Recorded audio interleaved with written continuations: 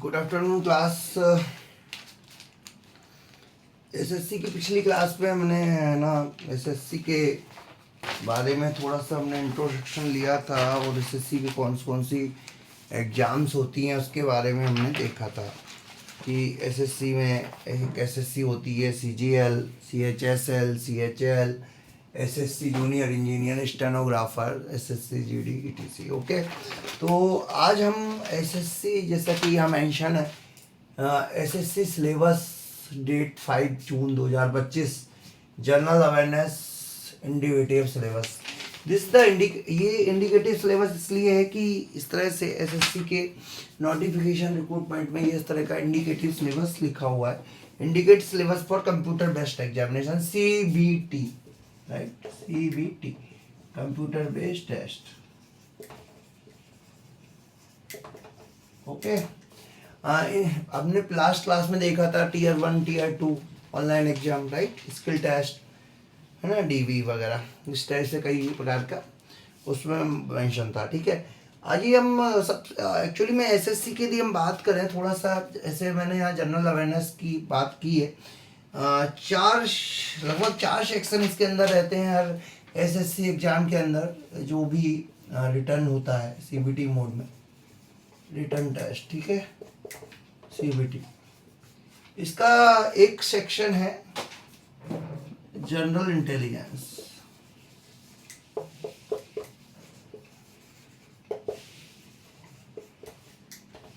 इसको हम बोलते हैं जनरल इंटेलिजेंस के बाद किसी को जीएमए बोलते हैं, जनरल मेंटल एबिलिटी रीजनिंग, इसको रीजनिंग भी बोला जाता है। ठीक है, तो ये दूसरा है जनरल अवेयरनेस।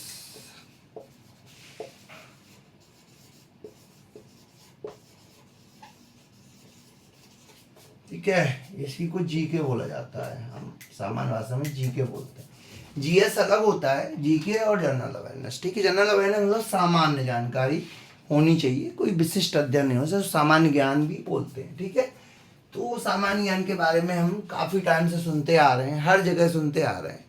ये अच्छा, बहुत से लोगों को तो ये भी लगता होगा ये सामान्य ज्ञान की काय को, सामान्य ज्ञान का जो पेपर है बहुत परेशान करता है। एक तो इसका सिलेबस ज़्यादा वाइड होता है और कैसे तैयारी करें ये भी समझ में नहीं आता है, करंट अफेयर बहुत सारा रहता है, कब करंट अफेयर ज़्यादा हो जाता है, ये सब देखते, इन परेशानियों को देखते हुए रत्नेश क्लासेस आप लोगों के लिए लेके आया है कि आप लोग के लिए जनरल अवेयरनेस, जनरल नॉलेज का एक बहुत ही बेस्ट एक्सक्लूसिव कोर्स, जो कि एक जनरल कोर्स रहेगा, सभी एग्जाम्स के लिए रहेगा। ठीक है, एक बात और है कि एसएससी का सेकंड क्लास है ये। इस क्लास में हम थोड़ा सिलेबस के बारे में देख रहे हैं, शायद आज हम जनरल अवेयरनेस के सिलेबस के बारे में देख रहे हैं, उससे क्योंकि बाकी सिलेबस के बारे में आप लोग सब लोग जानते हैं, उतना प्रॉब्लम नहीं है जितना जनरल अवेयरनेस का रहता है। तो जनरल अवेयरनेस का हम पहले देखेंगे आज। ठीक है, तो जनरल अवेयरनेस हुआ। ठीक है, तो अब इसी का सेकंड क्लास है, इसके बाद हम कोर्स लॉन्च करने ही वाले हैं। ठीक है, कुछ कोर्स, रीजनिंग का कोर्स हमारे ऐप पर लॉन्च भी है, तो आप लोग थोड़ा सा है ना, आप थोड़ा सा अलर्ट होके प्रिपरेशन में लग जाएं। और एसएससी के लिए अभी नोटिफिकेशन आने वाले हैं या निकल गए होंगे, जो भी एग्ज़ाम करंटली चलते रहते हैं, पूरा 1 साल का रहता है पूरा, वो तो दीपावली जैसे हर साल आती है वैसे ही एग्ज़ाम हर साल आते हैं। ठीक है, यूपीएससी का फिक्स है, एमपीपीएससी हमेशा डामाडोल स्थिति में रहती है, कभी कंटिन्यू हो जाती है, कभी डिसकंटिन्यू हो जाती है ना, तो ये सब चलता रहता है। ठीक है, क्या कर सकते हैं।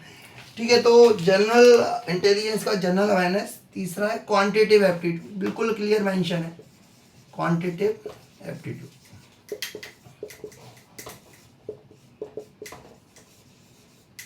और चौथा है इंग्लिश लैंग्वेज, हिंदी की जगह इंग्लिश है यहाँ पे।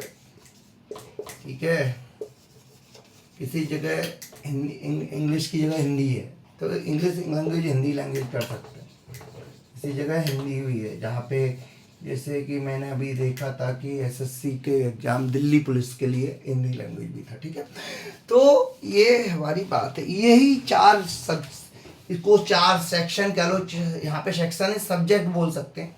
ये जो 4 सब्जेक्ट हैं, इन 4 सब्जेक्ट पे 100 क्वेश्चन आते हैं, तो 25 क्वेश्चन जीएस जीआई से, 25 क्वेश्चन जीएस से, 25 क्वेश्चन क्यूए से और 25 क्वेश्चन ईयर से, ठीक है। तो ये है हर एग्जाम में का पैटर्न, लगभग हर कंपटीशन एग्जाम का पैटर्न। ईएसबी के थ्रू जो एग्जाम होते हैं यानी कर्मचारी चयन मंडल, और कौन सा एग्जाम होता है अपना, क्या कहते हैं, हाँ एसएससी का एग्जाम, कोई भी एग्जाम, हाई कोर्ट का एग्जाम, सबका एग्जाम का पैटर्न लगभग ये रहता है। बस इनका है ना परसेंटेज, इसका जो परसेंटेज क्राइटेरिया वो चेंज हो जाता है, ठीक है। तो अच्छा, और दूसरी बात, एक इम्पोर्टेंट बात और है कि मैंने अब पहले सोचा हिंदी में बनाऊँ, इंग्लिश में लेक्चर रहे क्या रहे किस तरह से रहे, बाद में समझ में आया कि एक्चुअली में हम जनरल आम आदमी के लिए अपन जनरल सोसाइटी में जो बात यूज करते हैं उससे इंग्लिश बोलते हैं। क्या बोलते हैं? इंग्लिश, ठीक है। इंग्लिश कैसे, जैसे कि आपने सुना होगा, सबको पता है एसएससी के बारे में सब बोलते हैं, लेकिन किसी से पूछो कर्मचारी चयन आयोग है, ये क्या है, ये तो कभी सुना ही नहीं भाई। एसएससी का full form staff selection commission है, स्टाफ सिलेक्शन कमीशन को कर्मचारी चयन आयोग बोलते हैं, जिसका मुख्यालय रायपुर में, ठीक है। तो हम जनरल भाषा में, जनरल आम आदमी के लिए, आम सोसाइटी में क्या बोलते हैं, इंग्लिश यूज करते हैं, तो हम इंग्लिश यूज करेंगे, ठीक है। देखो आपको सबको पता है, हमको इंटेलिजेंस पता है, हमको आईक्यू सुना हुआ है, लेकिन बहुत कम लोगों ने बुद्धिमत्ता परीक्षण सुना होगा। तो हम वास्तविकता में इंग्लिश ज़्यादा यूज करते हैं बजाय हिंदी के, ये बिल्कुल फैक्ट है। टेलीविजन सब बोलते हैं, टीवी कोई बोलता है, वो क्या दूरदर्शन कोई बोलता है? कोई बोलता है? नहीं बोलता। टेलीफोन हर कोई बोलता है। दूरभाष कोई बोलता है? दूरभाष लिखा आता है था पहले कि दूरभाष लिखी, ठीक है। तो अब हम आगे बढ़ते हैं। तो आज हम जनरल अवेयरनेस की बात करेंगे, जनरल नॉलेज, ठीक है, ओके।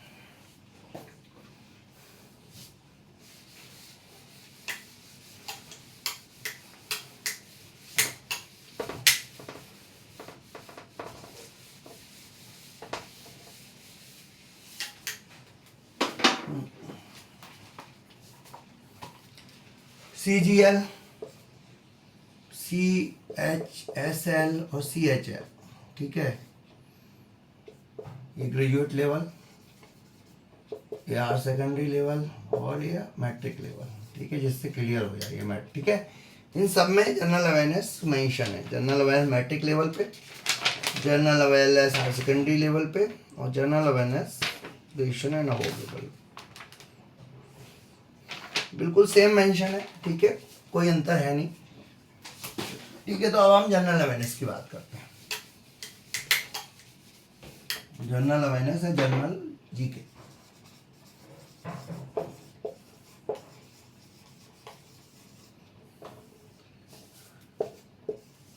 इसी को जनरल नॉलेज बोलते हैं, ठीक है। जनरल स्टडी थोड़ा अलग होता है, जो सिविल सर्विस में पूछा जाता है, ठीक है। तो अब हम यदि जनरल अवेयरनेस जीके की बात करें, इसी को कई जगह marketing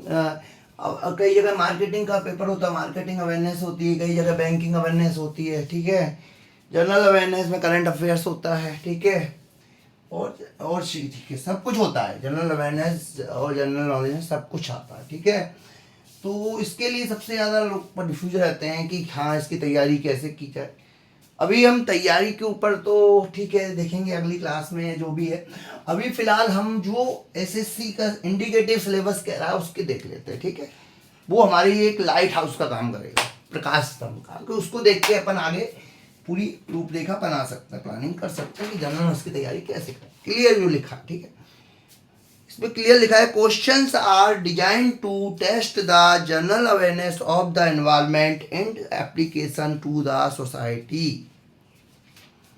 Question will also be designed to test knowledge of current affairs, events, and of such matters of everyday observation, experience in their scientific aspects as may be expected of an educated person.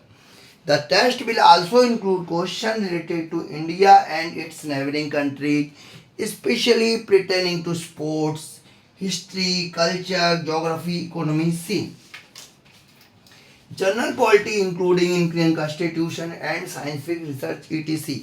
These questions will be such that they do not require special study of any discipline. ये लिखा है ये जो मैंने अभी बात की ये लिखा है CHL मैट्रिक लेवल में, ठीक है। अब आगे देख लेते हैं हम CHSL में क्या लिखा है।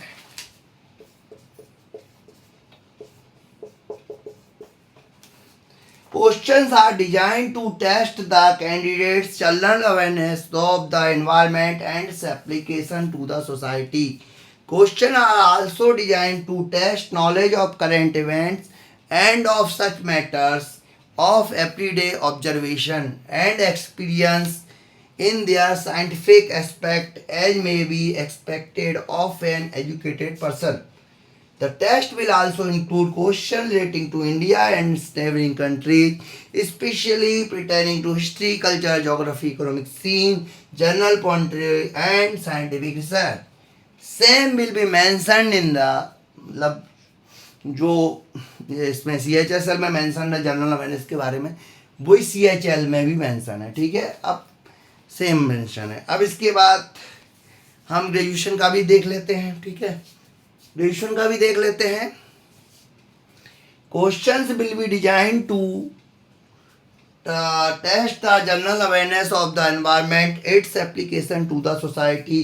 Question will also the design to test knowledge of current events and of such matters of everyday observations and experience in their scientific aspect, as may be expected of any educated person. The test will also include questions relating to India and its neighboring countries, especially pertaining history, culture, geography, economic scene, general poetry, and scientific research. Same will be mentioned in CGL. Okay, 3 बार पढ़ के कुछ कुछ बहुत सारे जो है ना बिंदु हैं, या जो हमने 3 आर्टिकल पढ़ लिए, 3 पैरा पढ़ लिए, कुछ पॉइंट तो लगभग हाईलाइट हो गए होंगे, क्योंकि सब में सेम ही लिखा है, सेम ही पढ़ रहे हैं, ठीक है। भेजे में घुस गए होंगे, सीधी भाषा में कहें तो, ठीक है। तो अब हम इसको देख लेते हैं।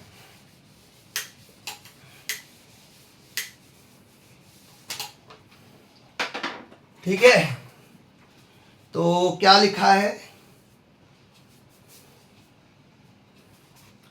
जनरल अवेयरनेस, ठीक है। अब हम पहले पॉइंट पे लिख देते हैं एनवायरमेंट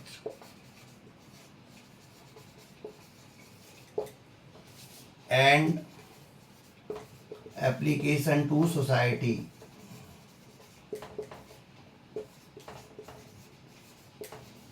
ठीक है, तो क्वेश्चन किस टाइप से रहेंगे जनरल अवेयरनेस के,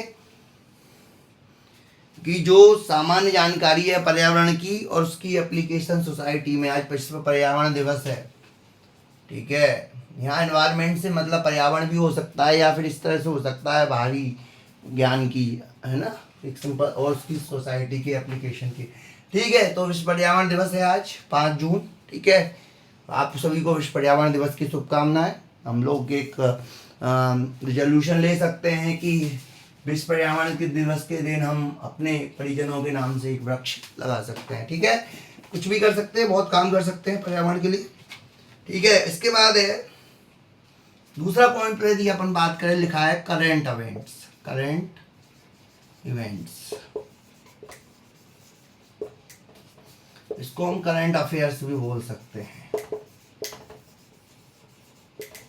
ठीक है। इसके बाद लिखा है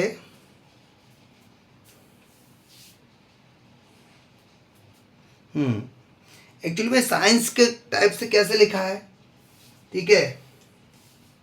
थर्ड लिखा है everyday observation, scientific aspect, everyday observation scientific aspect, ठीक है। किसके लिए, एजुकेटेड पर्सन के लिए। अब एजुकेटेड पर्सन की बात आ गई तो हम थोड़ा एजुकेटेड पर्सन को समझ लें भैया। एक होता है एजुकेटेड पर्सन, शिक्षित व्यक्ति, ठीक है, शिक्षित व्यक्ति, ठीक है।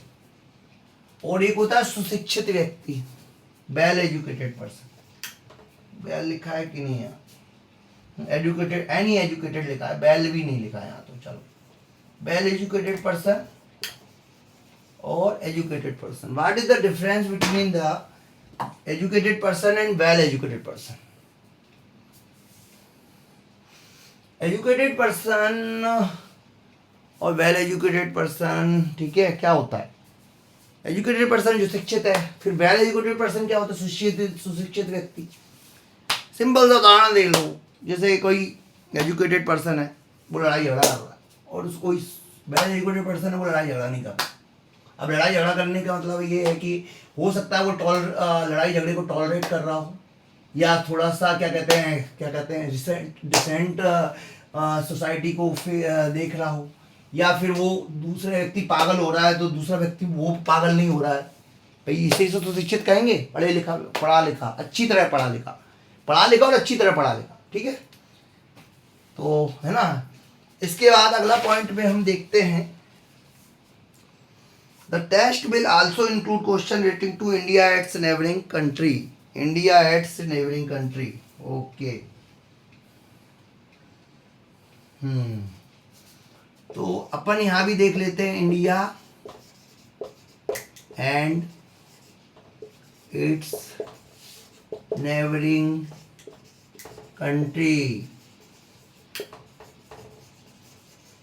ठीक है. इंडिया तो बारे में हम देख रहे, मतलब इंडिया के बारे में क्वेश्चन आएंगे और नेबरिंग कंट्री के क्वेश्चन आएंगे, ठीक है. नेबरिंग कंट्री, जो आपकी नेबरिंग कंट्री के बारे में आप कमेंट सेक्शन में जरूर एक एक कंट्री हमें जरूर बताएं, ठीक है.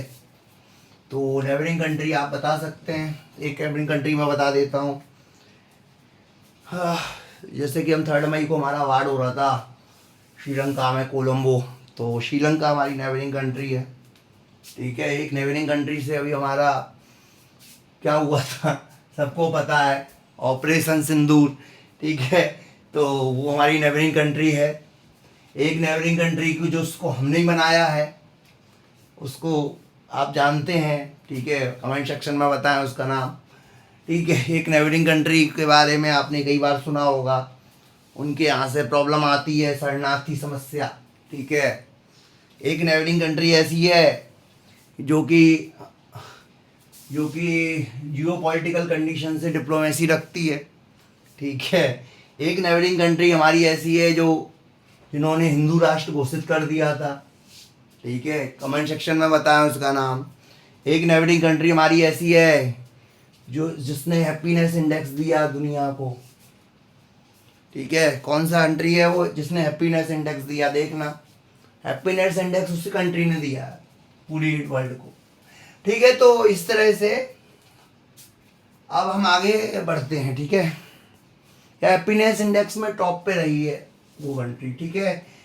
तो हो सकता है कि मैं थोड़ा सा गलत हो जाऊं, थोड़ा सा आप लोग रेक्टिफाई ज़रूर कर लिया करें, और कमेंट सेक्शन में मुझे ज़रूर बताएं कि मैं कहाँ गलत हूँ, या मैंने इससे कहाँ गलती से मैंने कुछ बोल दिया हो, ठीक है, कुछ बता दिया हो, ठीक है. बिल्कुल ये एक अच्छे मतलब क्या कहता है लिसनर का, और क्या कहते हैं स्टूडेंट का ये दायित्व होता है, वो टीचर्स को रेक्टिफाई कर सकता है, ठीक है. और यदि अच्छा टीचर है, वेल एजुकेटेड टीचर है, तो वो उसके लिए ऑब्जेक्ट भी नहीं करेगा, उसको अप्रिशिएट भी करेगा, ठीक है.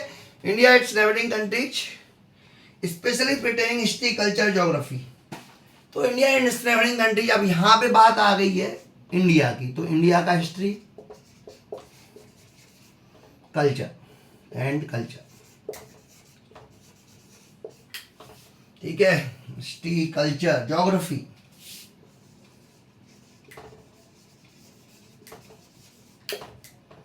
ज्योग्राफी के बाद इकोनॉमिक सीन बोल रहा है इसको, हम भी इकोनॉमिक सीन ही लिखेंगे.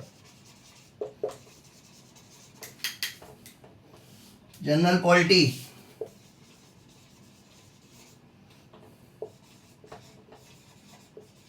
और साइंटिफिक रिसर्च का इंडिया का, वो जनरल साइंटिफिक रिसर्च है जो इंडिया का साइंटिफिक रिसर्च है, ठीक है. Okay.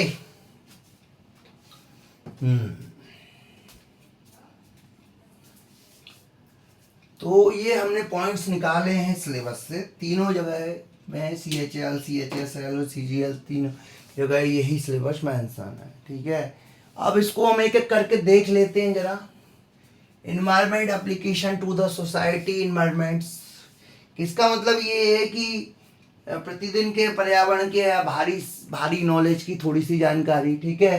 Current events, current affairs, current affairs की जानकारी आपको होनी चाहिए।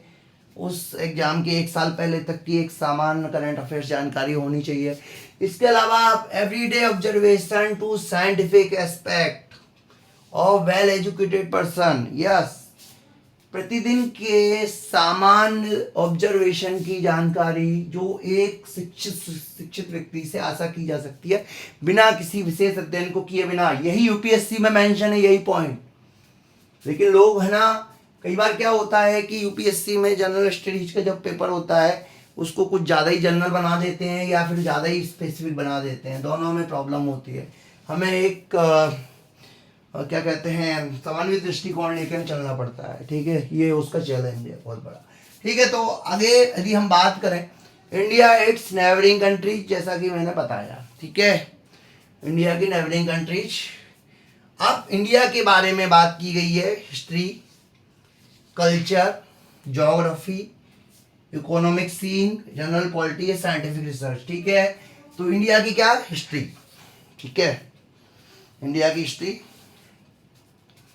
भाई हिस्ट्री हम कब से पढ़ रहे हैं, जैसे मैं अपनी बात करूं तो हिस्ट्री हम पढ़ रहे हैं, सामाजिक विज्ञान नाम से एक सब्जेक्ट हुआ करता था, बहुत पुराना सब्जेक्ट हुआ करता था। जब हम सेकंड थर्ड में भी थे तो सबसे सामाजिक विज्ञान सब्जेक्ट हुआ करता था, ठीक है।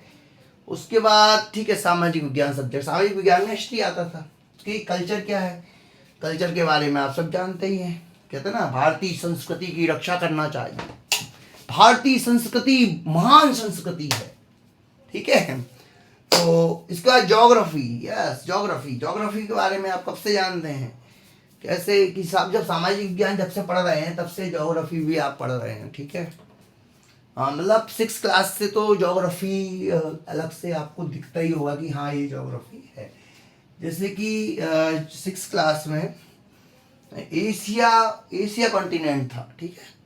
5th क्लास में भी आज आप मेरे स्टेट और स्टेट की कैपिटल हमने 5th क्लास में 6th क्लास में याद की थी, वो अभी तक याद है, ठीक है। तो इसीलिए कहा जाता है कि सामान की जानकारी तो आपकी हमेशा से रही है, ठीक है। बस उसको थोड़ा सा ऑब्जर्वेशन है, यही केवीसी का फंडा है। केवीसी में भी एक बार हमारे बिग बी साहब ने कहा था, ये भी साहब ने, कि सामान्य ज्ञान की जानकारी या जनरल नॉलेज की जानकारी या केबीसी के क्वेश्चन केवल जनरल ऑब्जर्वेशन के क्वेश्चन है, ठीक है। बिल्कुल सही बात है, यदि आँख कान ना खुले हैं कोई बड़ी बात नहीं है, बस थोड़ा इंटरेस्ट होना चाहिए, ठीक है। इसके बाद ज्योग्राफी के बारे में बताया। इकोनॉमिक्स सीन, इकोनॉमिक्स की यदि हम बात करें तो 9th क्लास में, जब 9th क्लास में आए तब अर्थशास्त्र नाम से एक अलग सब्जेक्ट हुआ करता था, अर्थशास्त्र नाम से एक अलग सब्जेक्ट ही हो गया था। 8th क्लास तक 3 सब्जेक्ट हुआ करते थे, इतिहास, नागरिक शास्त्र और भूगोल, और 9th क्लास से अर्थशास्त्र जुड़ गया था। 9th क्लास से 4 किताबें हुआ करती थी, इतिहास की एक किताब पूरी, नागरिक शास्त्र की पूरी एक किताब, और क्या कहते हैं, समाज शास्त्र की एक किताब, नहीं, भूगोल की एक किताब पूरी और अर्थशास्त्र की एक किताब पूरी। समाज शास्त्र नहीं हुआ करता था, ठीक है। समाज शास्त्र तो 11th 12th में आता, जब हम 11th 12th में ह्यूमैनिटी सब्जेक्ट लेते, आर्ट लेते तो, ठीक है। इसके बाद इकोनॉमिक सीन के बाद जनरल पॉलिटी, ठीक है। जनरल पॉलिटी में क्या है कि जैसे आप 6th क्लास से ही है ना नागरिक शास्त्र पढ़ रहे हैं, ठीक है। 6th 7th 8th 9th 10th में अलग से सब्जेक्ट हुआ करता था पॉलिटी का, ठीक है। जनरल पॉलिटी बोला, ओके। और साइंटिफिक रिसर्च से मतलब ये है कि इंडिया का जो साइंटिफिक रिसर्च है, DRDO वगैरह हैं, जैसे इसरो है, ये भी रिसर्च ऑर्गेनाइजेशन है, NTRO है, NTRO का शायद आपने नाम सुना हो, NTRA का फुल फॉर्म आप मुझे कमेंट सेक्शन में बताएं, ठीक है। तो ये हमने आज जनरल अवेयरनेस की बात की, ठीक है। अब इसमें एक चीज़ और है कि क्या कहते हैं, कुछ पॉइंट्स। अच्छा हाँ, एसएससी का जो कोर्स हम लॉन्च करेंगे उसमें टेस्ट सीरीज भी रहेगा, और हम ये सोच रहे हैं कि जिससे आप लोग भी थोड़ा क्या है एक्टिव रहें, एक्टिव लर्निंग में फेस करें, कि कुछ टॉपिक्स का तो वीडियो लेक्चर्स रहेंगे, कुछ लेक्चर्स सीरीज के माध्यम से रहेंगे, टेस्ट सीरीज के माध्यम से, यानी वो टॉपिक्स टेस्ट सीरीज में कवर करेंगे, जिससे क्या है कि आप लोग यदि तैयारी कर रहे हो तो अपनी तैयारी उस टेस्ट सीरीज के माध्यम से तैयारी कर सके। भाई टेस्ट सीरीज से भी आप तैयारी कर सकते हैं, वीडियो लेक्चर से तैयारी कर सकते हैं, कुछ के हम वीडियो लेक्चर रखेंगे, कुछ के हम टेस्ट सीरीज रखेंगे, जिससे क्या होगा आप लोग एक्टिव रहेंगे कि हाँ कि मेरे टेस्ट पेपर्स में अच्छे से अच्छा स्कोर करना हो, अपनी तैयारी उस टॉपिक की आपको करनी है, ठीक है। वो टेस्ट सीरीज के माध्यम से वो एक बहुत अच्छा एक हमारा फीचर रहेगा, ये हमने सोचा है, ठीक है। तो अब थोड़ा सा हम इसको और देख लेते हैं, तो देख लिया। हाँ, करंट अफेयर्स की तैयारी के लिए जो मैंने रामबाण बताया है उसको फिर से मैं रिव्यू कर रहा हूँ। रिव्यू ये है कि जो टेस्ट क्या कहते हैं रामबाण ये है कि आप है ना करंट अफेयर्स के लिए जो न्यूज़पेपर है, कोई भी न्यूज़पेपर, डेली न्यूज़पेपर आता है, ठीक है, वो डेली न्यूज़पेपर को आपको हाईलाइटर के माध्यम से पढ़ना है। हाईलाइटर ये इस टाइप का हाईलाइटर 45 रुपीज़ में मिल जाता है मार्केट में, और 10 से 15 रुपए वाले दूसरे भी मिल जाते हैं, लेकिन मैं इसे यूज करता हूँ, ठीक है। ये थोड़ा सा क्वालिटी में अच्छा रहता है, ठीक है। तो उसको क्या करना है, पेपर को हर दिन पेपर को पढ़ना है, ठीक है। पेपर को कैसे पढ़ना है, ज़्यादा नहीं सोचना, जो मैं बता रहा हूँ वैसे पढ़ना है। पेपर को जितने पेजेस हैं उन पेजेस को हाईलाइट करके पढ़ना है, ठीक है। अब हाईलाइट करके क्या पढ़ना है, हाईलाइट करके आपको केवल टाइटल हेडिंग पढ़नी है। हर न्यूज की एक टाइटल हेडिंग है, उसको आपको हाईलाइट करके पढ़ना है। पढ़ना है मतलब हाईलाइट करना है, आपको पढ़ना है, हाईलाइट करना है मतलब हाईलाइट करना है। आपको पढ़ना है नहीं पढ़ना वो आप देख लो, पढ़ लो और अच्छी बात है, ठीक है। यदि इतना हाँ इतने पढ़ने में भी, हाईलाइट करने में भी कोई न्यूज ऐसा लगे तो उसको अलग से नोट कर लो, किस पे, अपनी कॉपी पे, कि इस न्यूज को हमको बाद में पढ़ना है, टू डू लिस्ट में इसको मेंशन कर दो, ठीक है। तो इस तरह से आपको पेपर कंप्लीट करना है। पेपर को पढ़ते समय आपको स्टेपल करना है बाकायदा, और उसको पेजेस को बिल्कुल 1 से लेके 16 तक प्रश्न है तो उनको 1 से 16 तक नंबरिंग को अरेंज करना है। और उसके बाद पेपर पढ़ने के बाद उसको बिल्कुल जिस तरह से पेपर का पूरा अरेंजमेंट होता है, पूरा 1/4 में आ जाता है वो, ठीक है, उसी टाइप से 1/2 या 1/4 1/2 में आ जाता है, ठीक है। 1/2 में करके उसको बिल्कुल कंप्लीट करके रखना है, ठीक है। इससे करके आपको पूरा पेपर पढ़ना है, और 21 दिन तक आप ये आदत डाल लेंगे, आपकी आदत में शामिल हो जाएगा। 21 दिन में कोई आदत बन जाती है, कोई आदत छूट जाती है, ठीक है। तो ठीक है, तो इस तरह से आज की क्लास मेरे ख्याल से काफ़ी जनरल अवेयरनेस के बारे में हमने कंप्लीट बात कर ली लगभग, ठीक है। 30 मिनट्स का क्लास हो गया है, ठीक है। तो अब हम एक बार रिव्यू कर लेते हैं। आज हमने क्या देखा, आज हमने देखा कि एसएससी की एक सिलेबस है, सिलेबस CHL हो, CHSL हो या GD हो या फिर एसएससी का जो CGL हो, उसमें 4 सब्जेक्ट हैं, सब्जेक्ट कह लो अच्छा रहेगा, ठीक है। सब्जेक्ट है 4 subject, general intelligence, general awareness, quantitative aptitude और जनरल इंग्लिश, ठीक है। चारों सब्जेक्ट हर कैटेगरी मतलब एसएससी के उसमें है, एसएससी की कैटेगरी में, ठीक है।